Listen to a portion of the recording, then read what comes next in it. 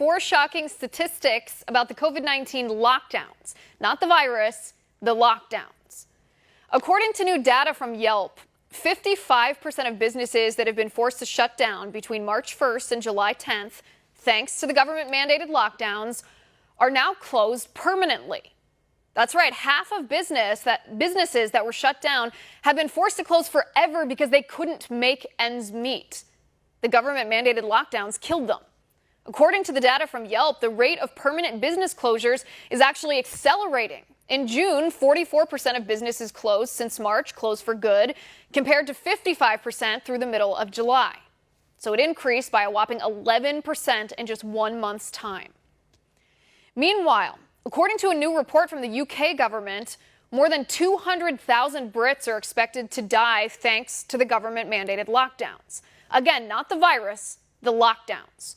46,000 people have died in Britain from COVID-19, but according to the UK government data, 200,000 are expected to die from the lockdowns themselves, from delayed medical treatment, suicide, domestic violence, and economic devastation, amounting to nearly 1 million years of life lost because of the lockdowns.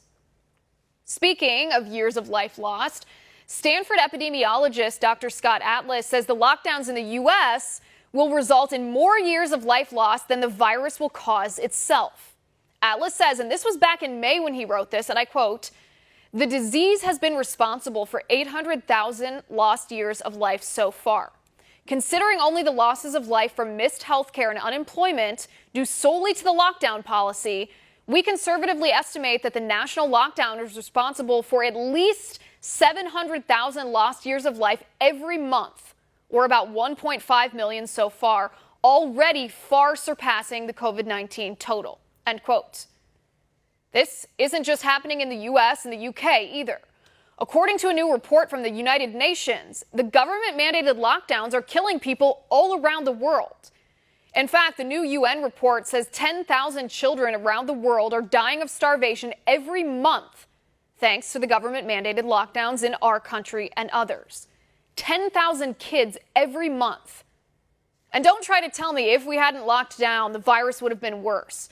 That's an unfalsifiable claim. It was based on ridiculously flawed model predictions built on secret algorithms. There's no way to disprove it, and it doesn't match with reality. Because if lockdowns worked, then how do you explain Sweden, who didn't lock down and is now seeing COVID-19 cases and deaths completely bottom out? The truth is, politicians messed up. They messed up big time. The COVID-19 virus may be bad, but the so-called cure from our government, locking down the nation, ruining our economy, devastating people's lives here and around the world, is not only worse, it's deadly.